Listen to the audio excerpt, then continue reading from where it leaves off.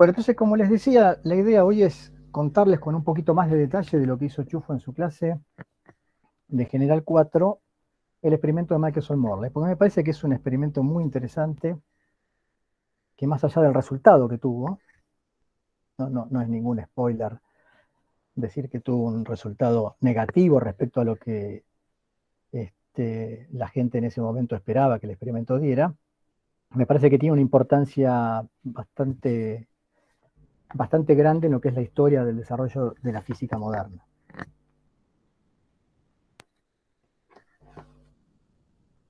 Y el experimento está basado en intentar determinar o en intentar probar la existencia de lo que se conoce como el éter, o lo que se conocía en aquel momento como el éter, ¿no? Tengan en cuenta que todavía, a fines del siglo XIX, a pesar de que el principio de relatividad de Galileo indicaba que las leyes de la mecánica se cumplen en todos los sistemas de referencia inerciales, se pensaba que existía todavía un sistema de referencia fijo al que se podían referir todas las medidas y que se encontraba en reposo absoluto respecto de todos los observadores. Y esto es lo que se conocía como sistema de referencia absoluto, o este sistema de referencia absoluto se conocía como el éter. El éter viene ya de la antigua Grecia, ¿no? Aristóteles fue el primero que habló del éter y decía que era el elemento más perfecto, más ligero, más sutil que existía en la naturaleza y que llenaba todo el espacio desde la luna hasta las estrellas. Que por debajo de la luna, en la superficie de la Tierra, el mundo estaba formado por los 4 elementos fundamentales: la tierra, el agua, el fuego y el aire.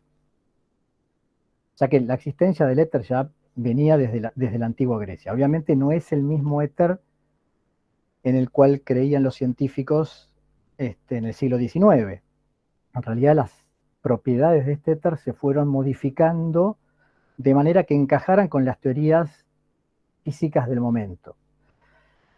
La razón fundamental por la cual todavía en esa época se seguía pensando que el éter tenía que existir era que, o no se ponía en duda su existencia, era el fenómeno de la propagación de la luz. O sea, no se, no se pensaba, no parecía concebible que la luz se pudiera propagar sin que existiera un medio material por el cual hacerlo. Entonces las características del éter un poco se iban acomodando a la teoría con la cual se creía, o la teoría que existía referida asociadas a la luz del momento. Huygens propone, allá por el año 1690, que la luz era una onda longitudinal. Y como el sonido es una onda longitudinal que se propaga por el aire, que es un fluido, se describió inicialmente al éter como un fluido muy liviano. Ahora, surgió un problema cuando Malus descubre la polarización de la luz. Cuando Malus descubre la polarización de la luz, se cae la teoría de las ondas longitudinales. Debido a la polarización, las ondas tenían que ser ondas transversales, es decir, que las partículas del medio transmisor, en este caso el éter, tenían que vibrar en la dirección perpendicular de la dirección de propagación, como lo que sucede con una cuerda, como una onda en una cuerda. Entonces esto obligaba a pensar el éter más como una sustancia sólida, lo cual parece una contradicción muy grande, ¿no? Porque ¿cómo podemos pensar al éter con propiedades de una sustancia sólida? Pero bueno, se amoldaron las propiedades del éter de forma tal de que puedan ser compatibles con esa nueva teoría de las ondas de luz como ondas transversales. Es decir que, a pesar de que aparecían un montón de contradicciones entre lo que se conocía en cuanto a la propagación de la luz y la existencia de un medio material en el cual esas ondas se propagaban, la teoría del éter no se abandonaba y se iba acomodando a lo que se iba conociendo en el momento. Y la controversia más grande aparece con las ecuaciones de Maxwell. Según cuando aparecen las ecuaciones de Maxwell, cuando Maxwell presenta la teoría unificada de campo eléctrico y magnético y predice la existencia de las ondas electromagnéticas, determina que la velocidad de estas ondas tenían un valor muy similar a lo que era la velocidad de la luz. Por lo cual, se conjeturó que la luz debía ser algún tipo concreto de onda electromagnética, como eran también las ondas de radio, las infrarrojas o el ultravioleta. Y de las ecuaciones de Maxwell se deduce, vamos a poner el puntero acá,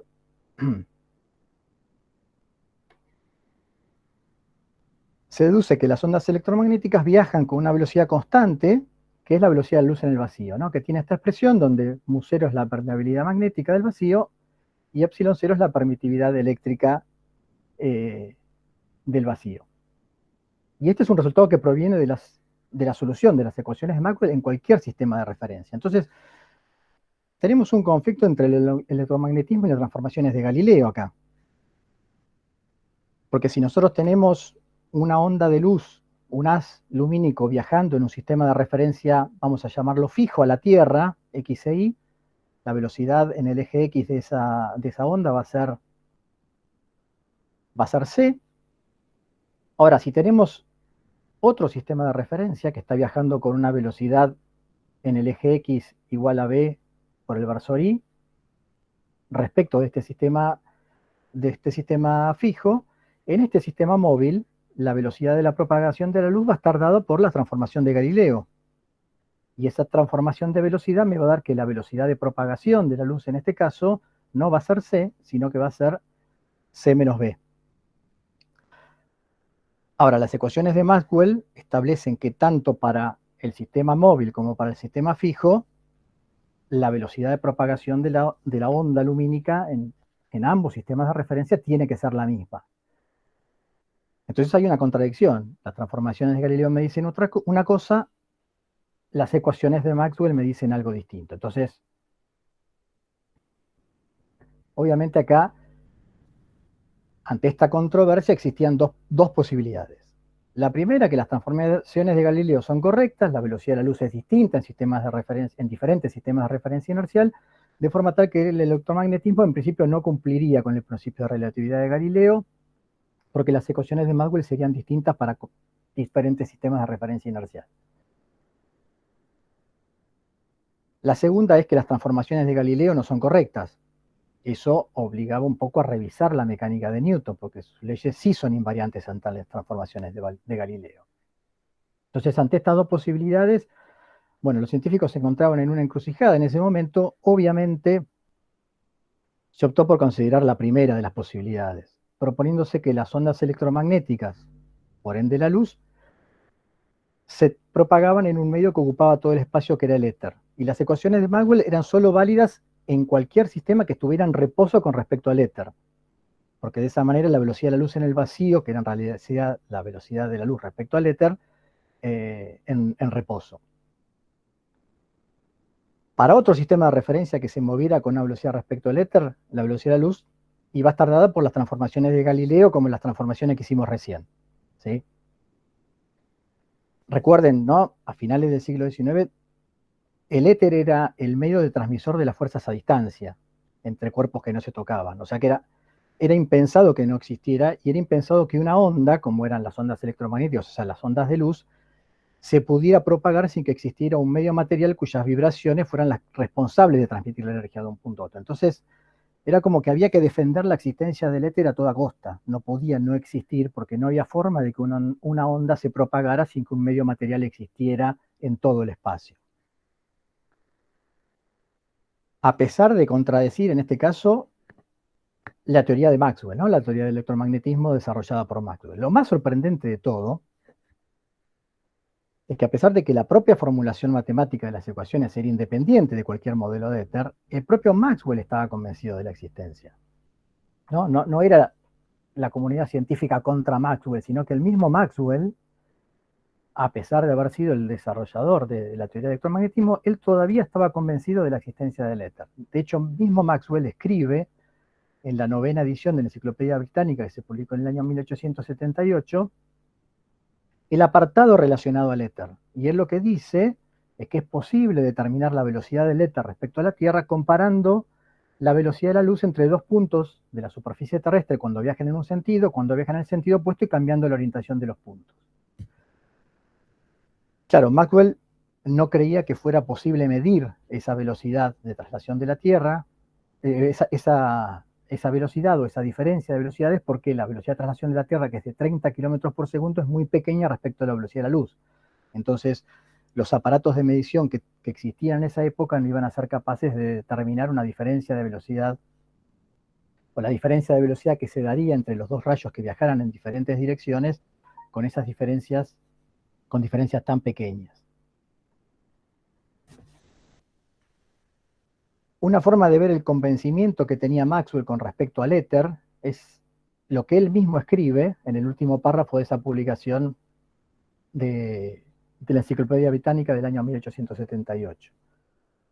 Lo que dice Maxwell, la traducción de lo que escribe Maxwell, sea las que fueren las dificultades que tengamos a la hora de formar una idea consistente de la constitución del éter, no puede haber duda de que los espacios interplanetarios e interesterales no están vacíos, sino que están ocupados por una sustancia o cuerpo material que es ciertamente el más grande y probablemente el más uniforme del que tengamos noticia. O sea que Maxwell, a pesar de que la existencia del éter y que el hecho de que existiera un sistema de referencia inercial fijo respecto a todos los demás entraba en contradicción con su propia teoría, seguía sosteniendo su existencia, por lo cual quedaba claro en ese momento que era necesario demostrarlo experimentalmente.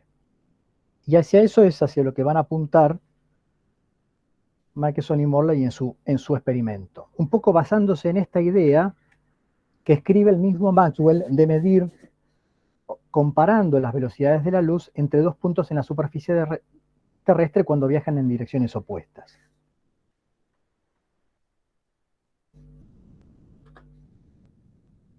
Profe, una pregunta. Sí.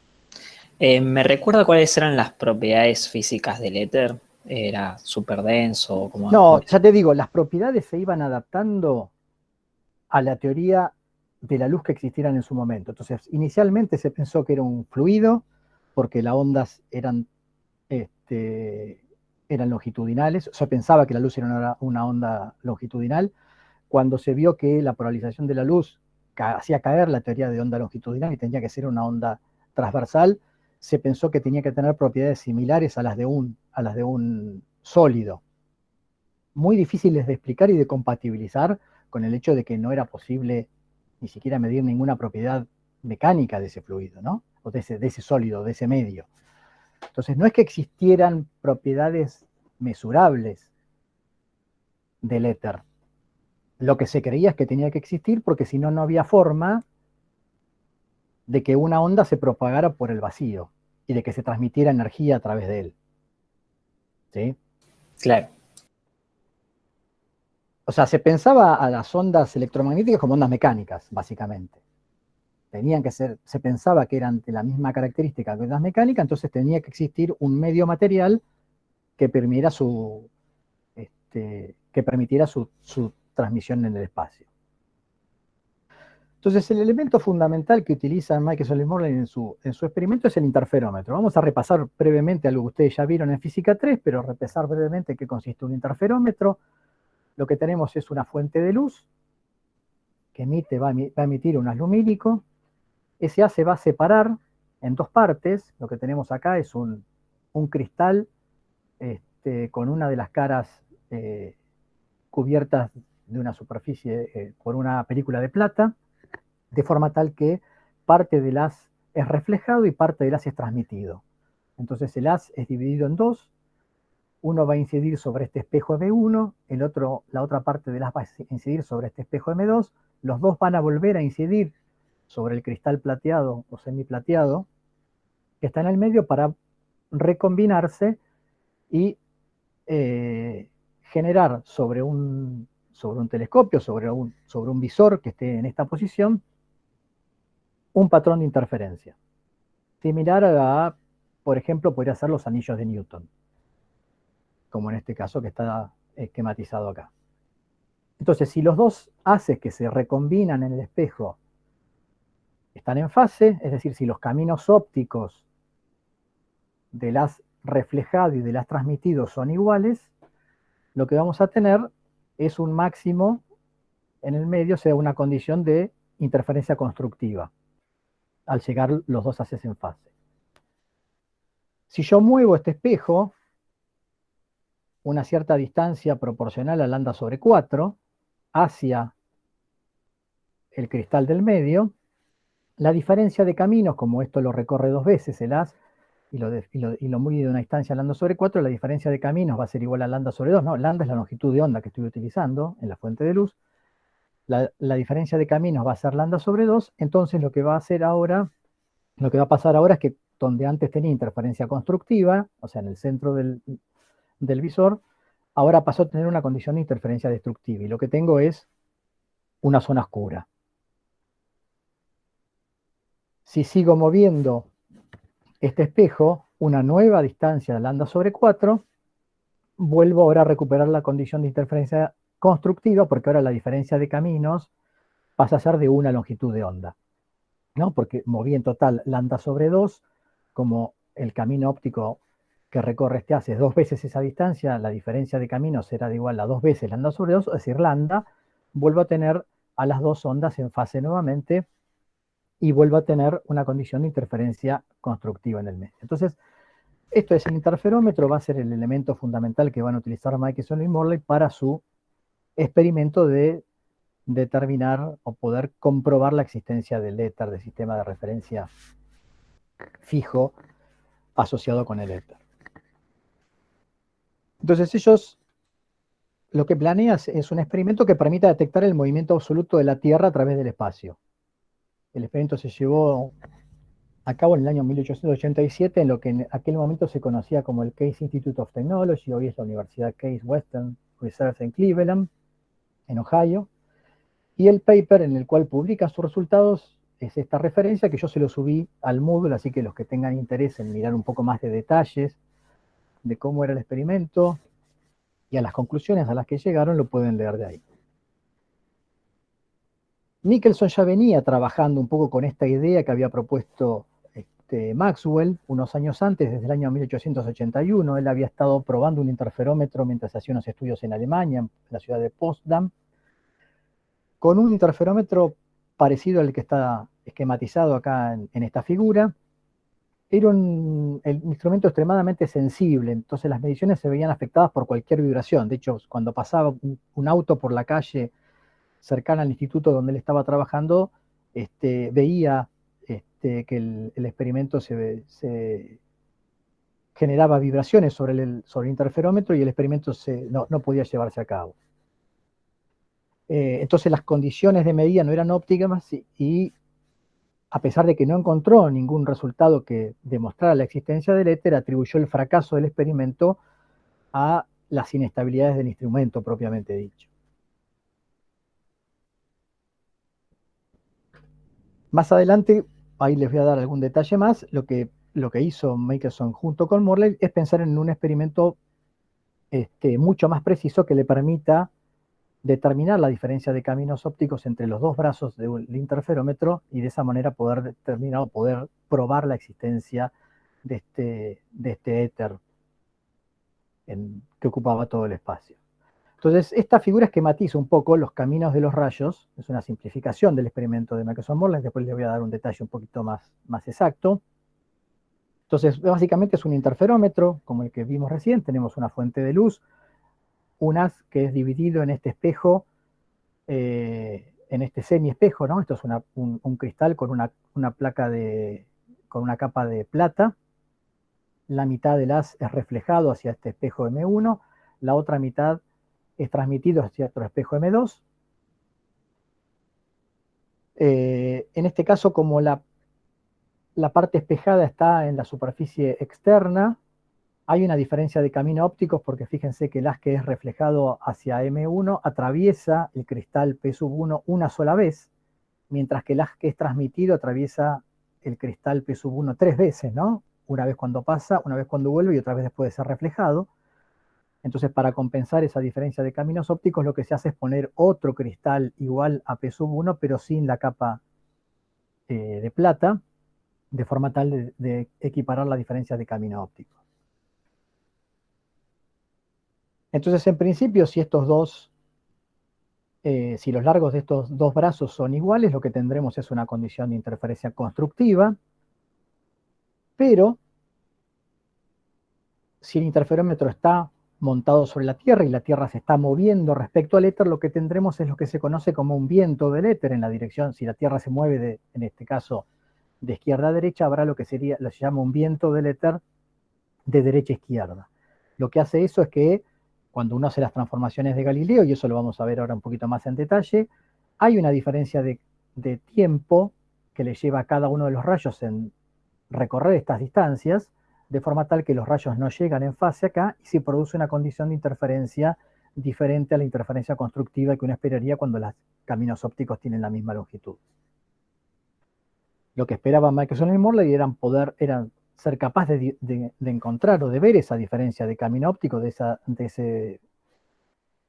ese factor de interferencia destructiva en este telescopio, de forma tal de probar la existencia de este sistema de referencia del éter. Entonces, para ver cómo era la diferencia de caminos, vamos a repasar un poquito lo que eran las transformaciones de Galileo, muy brevemente. Si tengo un sistema de referencia fijo, X e Y, y tengo otro sistema moviéndose con una velocidad constante respecto de este sistema fijo que llamamos X' y', entonces podemos asociar las posiciones de una partícula en el espacio a través de los vectores R y R' en cada uno de los sistemas de referencia. Y para encontrar una relación entre esos dos vectores, entre la posición que yo veo desde el sistema fijo y la posición que veo desde el sistema móvil, lo que podemos ver es que van a estar asociadas con lo que es la posición del origen de coordenadas o prima del sistema móvil respecto al sistema fijo, simplemente teniendo en cuenta la asociación entre suma de vectores, ¿no? El vector R será igual a la suma del vector R mayúscula más el vector R'. Entonces esto me da una relación entre las posiciones de esta partícula en los sistemas fijos y el sistema móvil, de forma tal que la posición en el sistema móvil respecto al sistema fijo va a tener esta relación de vectores, ¿no? Entonces así podemos hacer un cambio de sistema de referencias de manera muy sencilla. De la misma manera, si esta partícula se está moviendo con una cierta velocidad v en el sistema fijo, tal que v es igual a la derivada de r respecto de t, podemos encontrar la relación de velocidades entre los sistemas fijos y el sistema móvil derivando la expresión de posiciones. Entonces, si derivo esta expresión, la derivada del vector r' respecto de t será igual a la derivada del vector r respecto de t menos la derivada del vector r mayúscula respecto de t. Esto me dará la velocidad del cuerpo en el sistema móvil, esto me dará la velocidad en el sistema fijo, y la derivada de r mayúscula respecto de t es la velocidad del sistema móvil respecto al sistema fijo, lo que llamamos v mayúscula. Entonces, de esta manera tenemos una relación entre velocidades del sistema móvil y el sistema fijo, relacionadas a través de la velocidad de un sistema respecto del otro, ¿no? Entonces, esas son las transformaciones de Galileo que vamos a utilizar ahora para entender un poco los conceptos básicos del experimento de Michelson-Morley. Entonces, para entender, viene bien hacer una analogía mecánica del experimento. Entonces, supongamos que tenemos un río que tiene una cierta velocidad de corriente de 2 metros sobre segundo. En este caso, yo lo llamo, vamos a llamar a esa rapidez del río, vamos a llamarla V mayúscula, ¿no? Y en este caso le voy a dar un valor para que después podamos hacer alguna cuentita y comparar los números. El río tiene una cierta corriente que va de izquierda a derecha, o sea, solamente horizontal, de módulo V mayúscula. Y lo que vamos a hacer es una competencia entre dos botes. Uno se va a mover en la dirección de la corriente del río y tiene que recorrer una distancia que va desde el punto A hasta el punto C de longitud L. En este caso vamos a darle un valor de 100 metros para cuando hagamos las cuentas, contra otro bote que tendrá que cruzar el río en la dirección longitudinal a la de la corriente, también recorriendo una distancia desde el punto A hasta el punto B de 100 metros, los dos en un recorrido de ida y vuelta. Entonces el bote que va en la dirección paralela tendrá que ir hasta el punto C y volver hasta el punto A. El bote que va en la dirección transversal tendrá que ir hasta el punto B y volver hasta el punto A. Está claro que si el río estuviera quieto, el río estuviera en reposo, los dos tendrían... y bueno, y cada uno de los dos botes se mueven con una rapidez de valor c, donde a ese valor, en este caso, para hacer alguna cuenta, le vamos a dar un valor de 10 metros sobre segundo, ¿sí? Para poner números concretos y sencillos y poder después comparar numéricamente los resultados. Está claro que si el río estuviera en reposo, o sea, si no hubiera esta corriente, los dos tienen que recorrer la misma distancia, los dos se mueven con la misma rapidez, llegarán al punto A simultáneamente. ¿Está bien? ¿No? Tienen que recorrer 100 de ida, 100 de vuelta, los dos se mueven a 10 metros sobre segundo, van a tardar el mismo tiempo cada uno en recorrer esa distancia y llegarán simultáneamente. Ahora, cuando tengo una corriente del río, en este caso en la dirección horizontal, de un cierto valor, vamos a ver qué es lo que sucede. Entonces vamos a ver, hacer las cuentas para determinar cuál de los dos botes es el que gana la competencia. Entonces para eso vamos a analizar primero lo que le sucede al bote que se mueve en la dirección paralela a la corriente del río. La velocidad de ese bote respecto a la orilla, vamos a analizar el problema desde el punto de vista de un observador que esté acá en el punto A, en la orilla, fijo a la orilla. Eso va a ser lo que más adelante después vamos a asociar al sistema de referencia del éter. Y en el río, el sistema de referencia fijo al río será lo que sería el sistema X' y', ¿no? El que se está moviendo con una cierta velocidad V mayúscula. Entonces nosotros vamos a referenciar todo a un observador que esté parado acá en la orilla, en el punto A.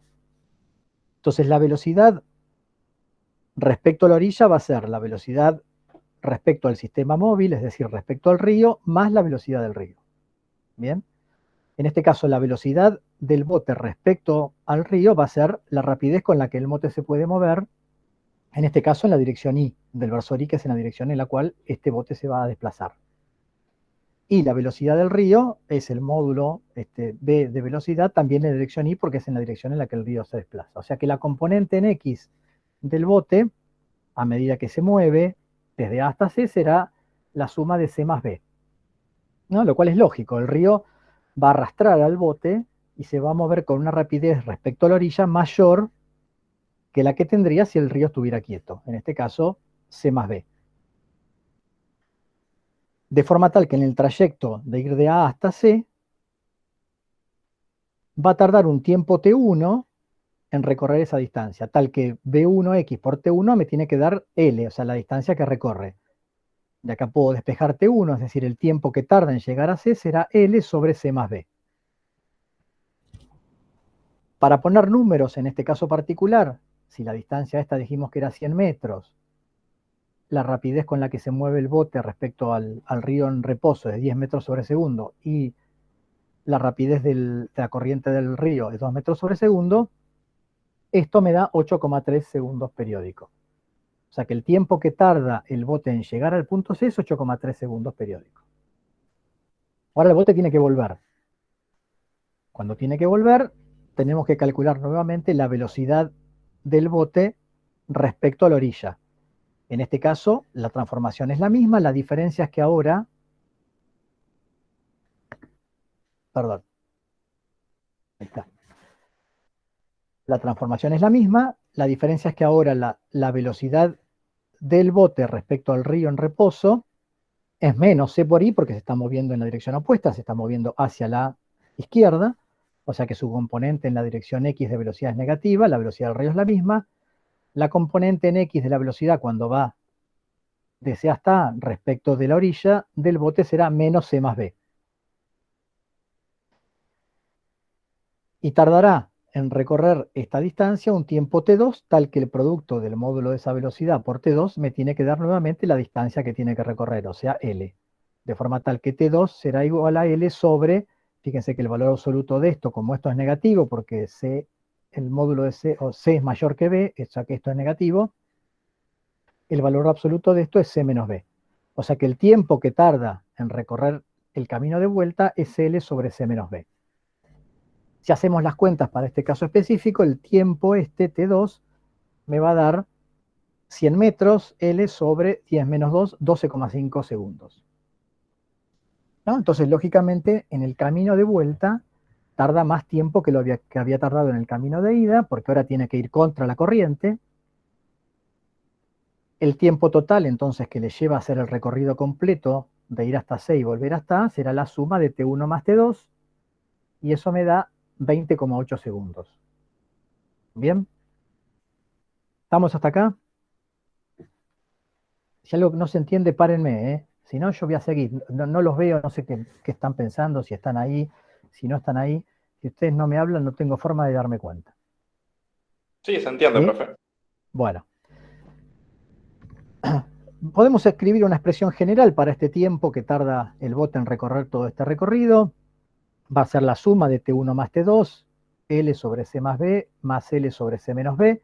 Si hacemos esto, fíjense que el denominador es el producto de estas dos cosas, esto es una diferencia de cuadrados. Bueno, hago un poquito de álgebra, saco factor común C cuadrado acá, simplifico un C con el de arriba, me queda esto, que lo puedo escribir como esto. Y si usamos la expansión binomial, podemos escribir a esta potencia, a la potencia de este binomio en función de los cocientes de potencias pares de B sobre C, que es una expresión que vamos a usar más adelante. Entonces tengo una expresión general para el tiempo que tarda el bote en recorrer el camino hasta C y volver hasta el punto A, el que se mueve en la dirección paralela a la dirección de la corriente del río. Veamos qué pasa con el otro bote, el que se va a mover en dirección longitudinal, transversal a la corriente del río. De nuevo, la velocidad relativa a la orilla, la voy a llamar V3, será la velocidad respecto al río más la velocidad del río. La velocidad del río siempre es esta. Ahora, fíjense que el bote tiene que moverse en forma perpendicular a la orilla, o sea que la componente en X de esta velocidad tiene que ser 0. ¿Sí? Porque yo respecto a la orilla, el bote lo veo moverse en dirección siempre perpendicular a mí. En dirección, lo que sería dirección vertical. O sea que la componente en X de este vector tiene que ser 0. O sea que Bx' más B tiene que darme 0, porque la componente en X de la velocidad del río es B. Entonces Bx' es menos B. Y además, como el módulo de la velocidad respecto al río tiene que ser C, si el módulo tiene que ser C y la componente en X es B, la componente en Y me tiene que dar raíz cuadrada de C cuadrado menos B cuadrado, ¿no? De forma tal que esto al cuadrado más esto al cuadrado me dé C. ¿Está bien? Entonces, de esta manera puedo escribir cuánto vale la velocidad del bote respecto al río. Será menos B más la raíz de esto. La componente, entonces, ya vimos que la componente en X me daba 0 respecto a la orilla, la componente en Y respecto a la orilla será esta. Es decir, que el vector velocidad del bote respecto a la orilla será la raíz cuadrada de C cuadrado a menos B cuadrado en la dirección J. Solamente tiene componente vertical de velocidad, porque es lo que yo veo desde la orilla, ¿no? Que el bote solamente se mueve en la dirección vertical. Respecto al río tiene las dos componentes, pero respecto a la orilla tiene solamente componente vertical. Y este módulo. Entonces, en el trayecto de ir de A hasta B, la velocidad del río, la velocidad del bote va a ser esta respecto a la orilla, de manera que va a tardar en llegar al punto, perdón, al punto B, no al punto C, un tiempo T3, tal que el producto de B3i por T3 me dé L, que es la distancia que tiene que recorrer. O sea que puedo despejar cuánto vale el tiempo este de acá. Y en este caso particular, si hacemos las cuentas, L es 100 metros, de nuevo, C es 10 metros sobre segundo. Acá saqué todas las unidades, ¿no? Dejé solamente los segundos, ya simplifiqué. Y la velocidad del río es 2 metros sobre segundo. Esta cuantita me da 10,2 segundos. O sea que tarda 10,2 segundos en llegar al punto B. Ahora tiene que volver. Bueno, para volver el análisis es exactamente el mismo que hicimos anteriormente. Va a suceder algo muy parecido. La velocidad del bote respecto a la orilla tendrá que ser solamente una velocidad en la dirección J, porque el bote respecto a la orilla se mueve solamente en forma vertical, y el módulo de esa velocidad, de nuevo, si hago el triangulito, tendrá que ser este cateto del triángulo sea la raíz cuadrada de c cuadrado menos b cuadrado. Entonces la velocidad con la que el bote vuelve al punto A respecto a la orilla es esta, y va a tardar un tiempo t4 tal que el módulo de esta velocidad por t4 me dé L. De acá podemos despejar cuánto vale este tiempo.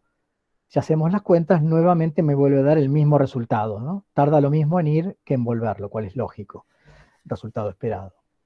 Entonces el tiempo total que va a tardar el bote en volver es 20,4.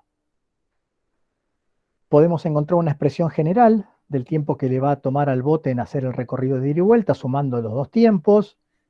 Acá fíjense que los denominadores son iguales, o sea que simplemente puedo sumar los numeradores. Y acá hago un poquito de álgebra nuevamente, saco factor común c cuadrado de estos dos, lo saco afuera de la raíz como c. Y también puedo hacer una expansión binomial de esta expresión que está acá en función de las potencias pares del cociente de b sobre c, para tener una expresión general del tiempo que le lleva al bote en recorrer el río en dirección transversal.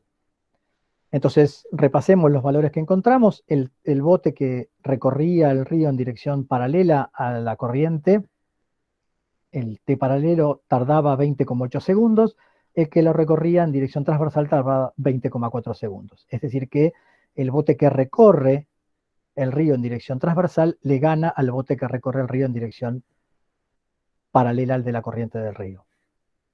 Entonces vemos que, a diferencia de lo que sucedía cuando el río estaba en reposo, los dos botes ahora no llegan iguales, sino que el bote que va en dirección transversal le gana al bote que va en la dirección paralela.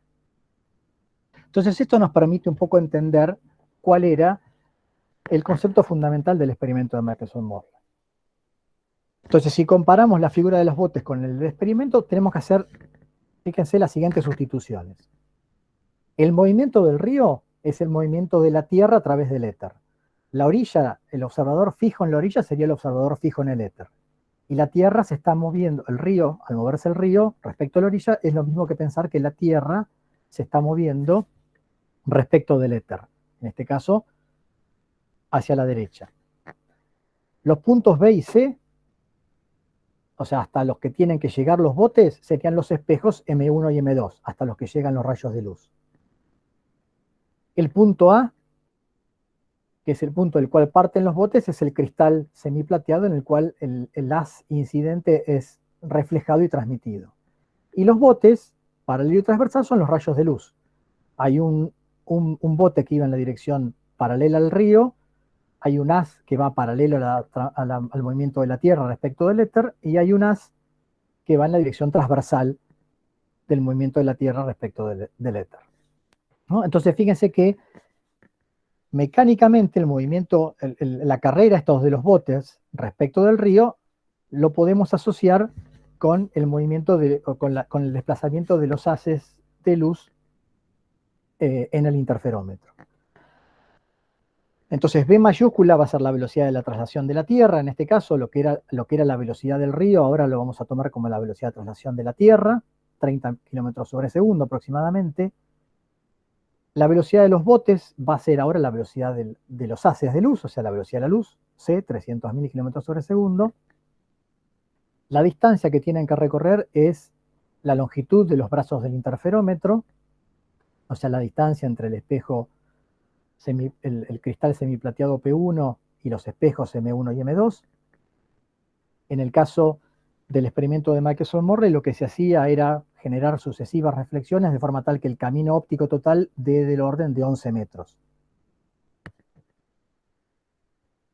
Entonces, con eso en mente, podemos pensar que el experimento de Michelson-Morley era una competencia entre el haz paralelo y el haz transversal. Un poco ya sabemos qué es lo que va a pasar.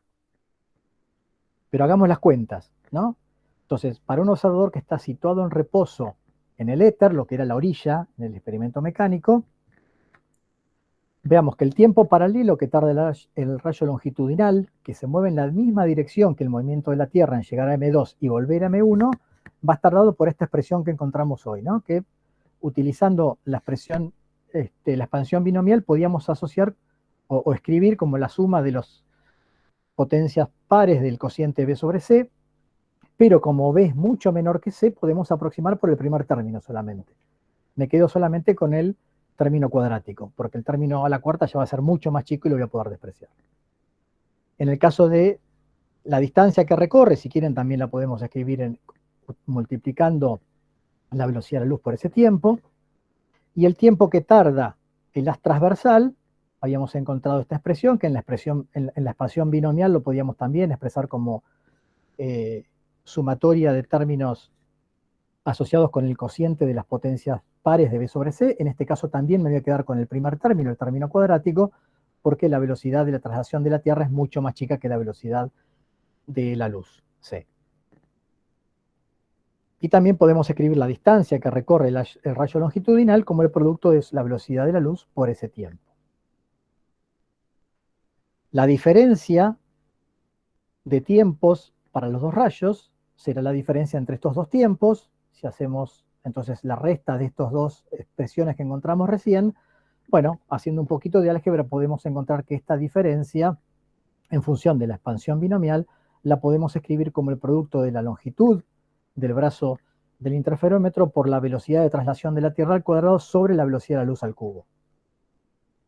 Fíjense que esta velocidad es positiva, lo cual indica que el rayo transversal llega antes que el rayo paralelo, ¿no? El rayo perpendicular llega antes que el rayo paralelo, lo cual ya habíamos comprobado a través del experimento mecánico con los números, con los valores numéricos que habíamos encontrado.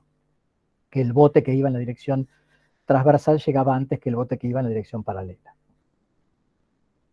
Esta diferencia de tiempos en los dos caminos va a corresponder a una diferencia de camino óptico que podemos asociar con una diferencia de longitud de onda. Entonces vamos a llamar a esa diferencia de camino óptico como delta lambda y va a ser la velocidad de la luz por la diferencia de tiempo que tardan los rayos en llegar.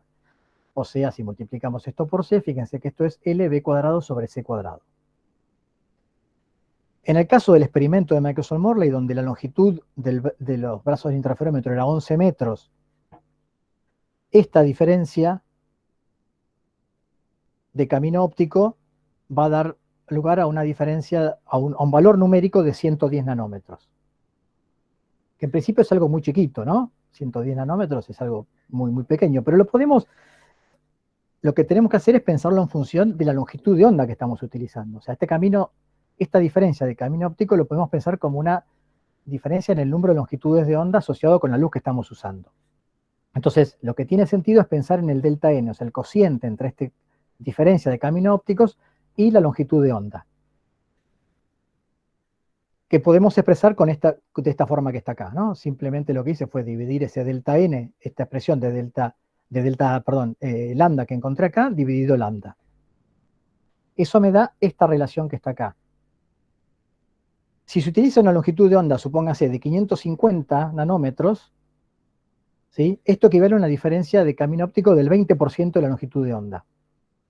El cociente, fíjense que yo elegí 550 nanómetros justamente porque delta lambda me daba 110, ¿no? Entonces, 550 es 5 veces eso. Entonces, esta diferencia me da una diferencia, delta n es igual a 2.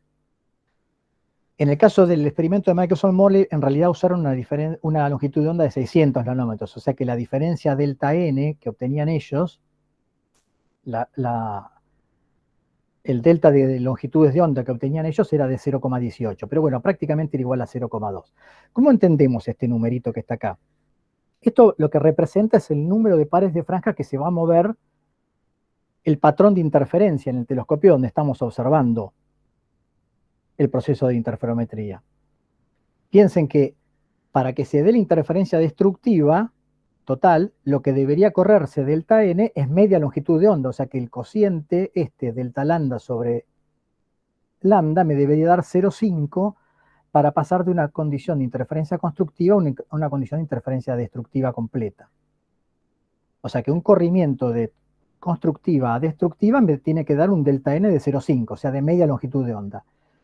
La cuenta que estaban haciendo acá Michelson-Morley es que ellos deberían obtener, para la diferencia de caminos ópticos que ellos esperaban, una diferencia de 0,18, 0,2, lo cual era una diferencia bastante apreciable de diferencia de interferencia entre la condición de interferencia constructiva.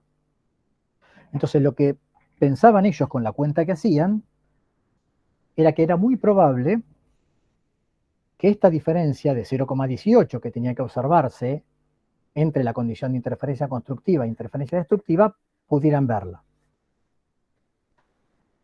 Entonces, ¿cómo podría uno observar esa diferencia de camino óptico? Bueno, el caso más sencillo sería si uno pudiera poner en movimiento el experimento a partir del reposo. No, entonces, supongamos que la Tierra estuviera en reposo, estuviera quieta. Entonces, fijamos el centro del telescopio en la línea brillante, ¿no? Porque yo voy a estar en la condición de interferencia constructiva.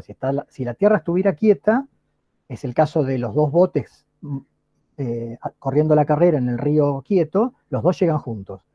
Entonces, en el medio de mi telescopio yo tengo que tener interferencia constructiva, cuando la velocidad de la Tierra es 0.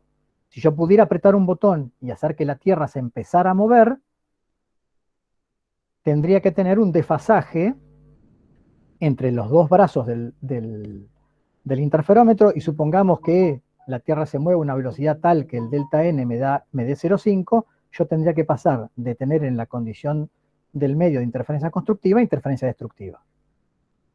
Obviamente, ese es un experimento que no podemos hacer, ¿no? No podemos frenar a la Tierra y ponerla en movimiento de forma tal de poder ver este cambio entre la condición de interferencia constructiva e interferencia destructiva. Entonces, ¿qué fue lo que pensaron Michelson y Morley? Bueno, está bien, no podemos frenar a la Tierra. Lo que podemos hacer, ¿qué es? Es girar el interferómetro. Porque fíjense que si yo el interferómetro lo pongo 45, pongo los dos brazos a 45, si los dos brazos del interferómetro, en vez de estar uno a 90 respecto al movimiento de la Tierra y el otro en la misma dirección, estuvieran los dos a 45 grados, los dos tendrían la misma componente de velocidad en la dirección del movimiento de la Tierra respecto al éter. Entonces no habría diferencias de camino ópticos, y en la condición de los brazos de interferómetro a 45 grados tendría que tener interferencia constructiva en el centro de mi telescopio. Si yo los rotara 45 hacia un lado, 45 hacia otro, es decir, 90 grados uno respecto del otro, generaría una diferencia de caminos de menos delta t hacia un lado y menos delta t hacia el otro, con lo cual en total, si yo girara el telescopio 90 grados, generaría un delta n igual a 2 veces el delta que calculamos recién. Con lo cual pasaría a tener un cambio en el movimiento de franjas de casi media franja, de casi media longitud de onda. Es decir, que tendría que pasar casi de tener interferencia destructiva en el medio a interferencia constructiva en el medio. Entonces, una de las cosas más brillantes del experimento de Michelson y Morley es esto, es el hecho de haber pensado cómo podían ellos, de alguna manera, simular este hecho de apagar y prender el movimiento de la Tierra. Y era girando todo el interferómetro respecto al movimiento relativo de la Tierra al supuesto éter. Girándolo 90 grados de esta posición a esta posición, generaban una diferencia de tiempos en llegada de los rayos al interferómetro de 2 delta t, es decir, de un delta n igual a 0,4 aproximadamente. Lo cual daba una variación en las franjas de interferencia suficientemente grandes como para que pueda ser observado visualmente.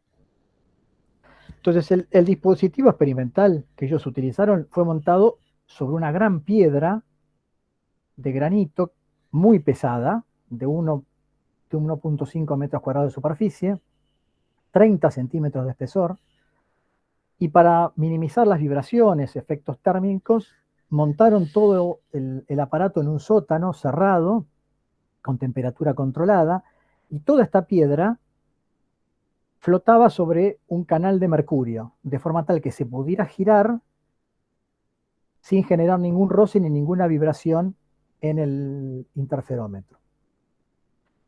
El conjunto de espejos, lentes, fuentes de luz y telescopios se montaba en la piedra de forma tal que los brazos del interferómetro lo constituían las diagonales del cuadrado, de la base cuadrada, y había un conjunto de espejos de forma tal que los rayos se reflejaran varias veces, y de esa manera poder agrandar el camino óptico de los rayos en cada uno de los brazos del interferómetro. Acuérdense que el delta lambda era lineal con el L, entonces cuanto mayor sea el L, mayor iba a ser la diferencia de camino óptico, y en ese sentido era más fácil observar la diferencia de grado de interferencia que ellos esperaban obtener en el experimento.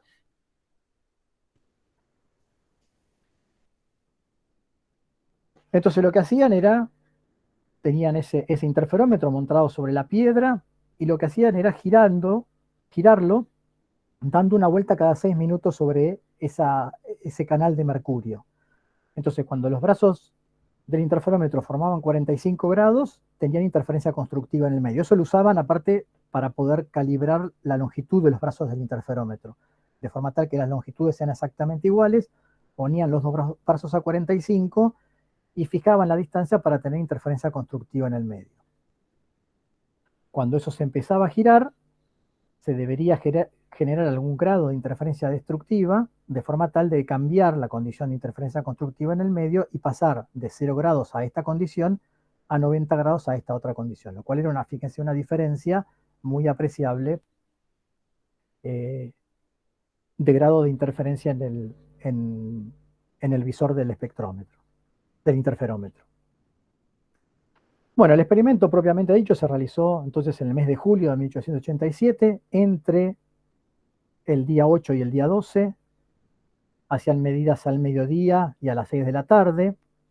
El canal de hierro sobre el que estaba en el que estaba el mercurio y sobre el que flotaba la piedra era circular y tenía 16 marcas equidistantes, de manera que se hacían 16 medidas de la desviación de las franjas de interferencia a medida que todo el interferómetro giraba. Y eso hasta completar 6 vueltas, o sea que se hacían bastante estadísticas sobre los resultados que obtenían. Y estimaron que la incerteza del instrumento era de 0,01 delta n. Acuérdense que ellos esperaban obtener una diferencia delta n de 0,18 por 2, o sea 0,36. Es decir que la incerteza era realmente baja, pequeña, en comparación con el grado de interferencia que ellos pensaban observar. Bueno, se imaginan el resultado del experimento, ¿no? No observaron ningún corrimiento de las franjas. Estos fueron resultados completamente inesperados para Michelson-Morley. Repitieron los experimentos varias veces y en ningún caso pudieron observar ningún mínimo cambio en las franjas de interferencia en cualquiera de las direcciones del interferómetro. Las franjas de interferencia no se movían y siempre caían en el mismo lugar. El experimento se repitió en varias oportunidades. Se hizo en verano, se hizo en invierno, de noche, de día. Se trató de abarcar todas las orientaciones del eje de la Tierra respecto al movimiento alrededor del Sol, de forma tal de tener todas las configuraciones posibles de movimiento de los brazos del interferómetro respecto al desplazamiento de la Tierra. Y los resultados siempre fueron los mismos. Las franjas de interferencia no se modificaban. Es decir, lo que se pensó que el experimento había sido un gran fracaso. Después, si ustedes miran el paper de Michelson y Morley, van a ver que ellos intentan hacer algunas justificaciones de por qué no veían ningún cambio en las franjas de interferencia constructiva y destructiva en ninguna de las oportunidades en que hicieron el experimento. Entonces, bueno, estábamos frente a un problema, ¿no? El experimento debería haber mostrado algún corrimiento en la franja de interferencia que pudiera asegurar o pudiera haber probado que la Tierra se desplazaba respecto a este sistema de referencia fijo que constituía el éter, pero eso no sucedía. Entonces, en principio el experimento generó gran desconcierto en la comunidad científica y empezaron a buscarse explicaciones. O sea, nadie desconfió del experimento en sí. El experimento era lo suficientemente robusto y confiable como para pensar que el resultado del experimento era correcto y no había diferencia de camino óptico entre los dos brazos del interferómetro. La primera explicación aparece allá por el año 1889, la da un físico irlandés que se llamaba George Fitzgerald. Lo que sugirió Fitzgerald era que el brazo del interferómetro, que se movía en la misma dirección y sentido que la Tierra, se podía haber contraído de algún modo, de forma tal que hiciera que los dos rayos llegaran juntos. Entonces planteó la hipótesis que los cuerpos que se mueven a través del éter a una cierta velocidad v, contraen su longitud en la dirección del movimiento en un factor igual a este factor que está acá. ¿De dónde salió este factor? Bueno, era la medida exacta requerida simplemente para explicar el resultado del experimento. Necesitaba que el brazo del interferómetro que se movía en la dirección del desplazamiento de la Tierra se comprimiera, se contrajera en este factor para que los caminos ópticos de los dos rayos fueran los mismos y llegaran juntos. Entonces, lo que propone Fitzgerald era que la longitud de un cuerpo móvil en la dirección de movimiento iba a estar dada por esta expresión. O sea, si L0 era el largo en reposo, cuando se movía en la dirección, cuando se movía, el largo en la dirección en la cual el cuerpo se movía iba a pasar a tener esta otra longitud, ¿no? Donde L0, como decía, era la longitud del cuerpo en reposo. Lo que se ve de acá, bueno, justamente que la C me daba la velocidad de la luz, era un valor insuperable, ¿no? Ven, la velocidad de los cuerpos no podían superar la velocidad de la luz, porque si no, esto me daría una raíz negativa. Ahora bien, esto era una justificación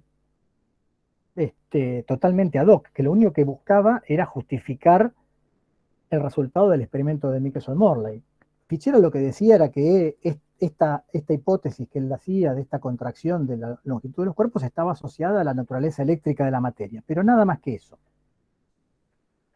Lo cual parecía bastante absurdo en su momento. La comunidad científica no le prestó demasiada atención a esta justificación de Fitzgerald, hasta que unos años más tarde, en el año 1892, otro físico, en este caso Hendrik Lorentz, un físico neerlandés, ahora tenemos que decirle neerlandés, ¿no?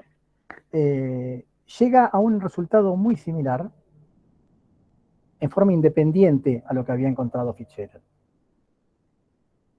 Y Lorentz basa su hipótesis en que el tamaño y la forma de un cuerpo viene determinado por las fuerzas moleculares, y cualquier causa que modifique a estas fuerzas moleculares puede cambiar la forma y el tamaño del cuerpo. Entonces lo que asumía Lorentz de alguna manera, que las fuerzas, así como las fuerzas eléctricas y magnéticas actuaban a través del éter, las fuerzas moleculares también lo podían hacer.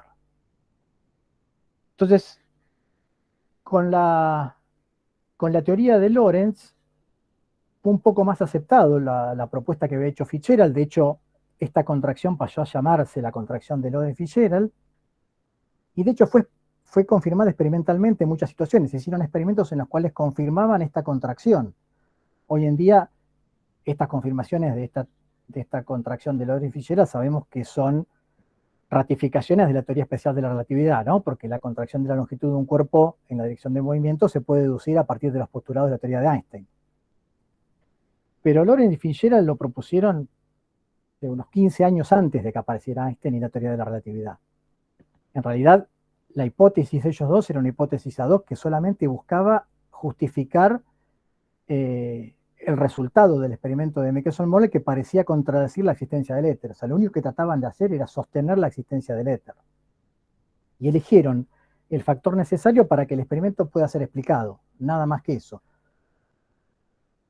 Lo que muestra un poco la confianza que existía en el resultado del experimento de Michelson-Morley, ¿no? Era un experimento con una gran precisión que en su momento pareció ser un fracaso, pero que en realidad la comunidad científica no puso en duda, tomó su resultado como válido, como aceptado, y trató de buscar una justificación para poder mantener la teoría de la existencia del éter. Hicieron una pregunta por el chat, profe. Ah, no veo yo acá el chat, ¿eh? Si no hablan, no tengo forma de enterarme, porque yo, como estoy presentando, lo que tengo en pantalla es lo que ustedes están viendo. Si me la dicen... Sí, ahí te la digo. Dice, o sea que según Lorentz, la contracción era por estas fuerzas moleculares que eran ficticias. Claro, sí. Lo que dice Lorentz es que el hecho de moverse a través del éter hacía que las condiciones de estas fuerzas moleculares, las fuerzas entre moléculas, se modificaran y eso produjera contracciones. O sea, una justificación forzada, digamos, ¿no? Simplemente para tener una forma de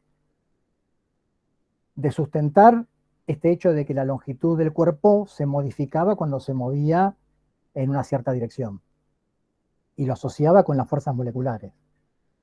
y con el hecho de que las fuerzas moleculares se transmitían también, así como las eléctricas y magnéticas, a través del éter. No, el éter era el que permitía la transferencia de fuerzas a distancias.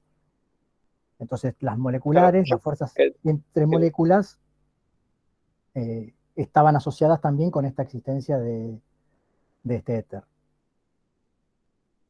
Quería preguntar si la atracción gravitacional, por ejemplo, también se creía que era que Sí, se hacía a través del éter como... todas las fuerzas a distancia se justificaban a través de la existencia del éter. No se concebía la posibilidad de que existiera una fuerza a distancia sin que hubiera un medio material que la transmitiera de alguna manera, ¿no? Bien. Bueno, de nuevo, ¿no? Todos trataron de justificar el experimento de Michelson-Morley, pero ninguno se atrevió a tomar el otro camino, ¿no?